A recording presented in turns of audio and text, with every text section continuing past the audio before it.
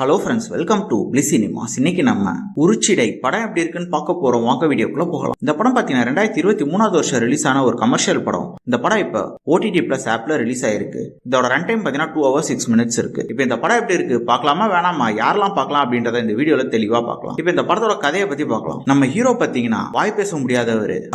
அவங்க அப்பா அம்மா இறந்ததுக்கு அப்புறம் அவங்களோட 2 சிஸ்டர்ஸை கூட்டிட்டு சென்னைக்கு வந்துடுறாரு வேலைக்காக. சிஸ்டர்ஸ் மேல பயங்கரமான ஒரு பாசம் வச்சிருக்காரு. அவங்களும் அண்ணன் மேல பயங்கரமான ஒரு பாசம் வச்சிருக்காங்க. வந்த இடத்துல ஒரு இடத்துல வேலைக்கு சேர்றாரு. அங்க பாத்தீங்கன்னா கன்ஸ்ட்ரக்ஷன் ஃபீல்ட்ல லூயிஸ் அப்படின்றவர் ஒரு சில தவறுகளை செய்யறாரு. அங்க வேலை செய்யற ஜோதி அப்படின்றவங்க அதை தட்டி கேட்கிறாங்க. லூயிஸ் ஜோதியை பழிவாங்க நினைக்கிறாரு. அதுக்கப்புறம் இந்த படத்துல என்னென்ன சுவாரஸ்யமான சம்பவம் நடக்குது, கடைசியில என்னதான் ஆச்சு அப்படின்றது தான் இந்த படத்தோட முழு கதையே. இப்ப இந்த படத்தோட பாசிட்டிவ் நெகட்டிவ் பத்தி பார்க்கலாம். பாசிட்டிவ் ஸ்டோரி பிளாட்டை சொல்லலாம். ஒரு நார்மலான ஒரு கமர்ஷியல் படத்துக்கு என்ன ஸ்டோரி பிளாட் வேணுமோ அதை நீட்டாவே எடுத்திருக்காங்க. பெர்ஃபார்மன்ஸ் வைஸ் பார்க்கும்போது படத்தை நடிச்சிருக்க எல்லாருமே ஒரு ஓகேவான பெர்ஃபார்மன்ஸ் கொடுத்திருக்காங்க.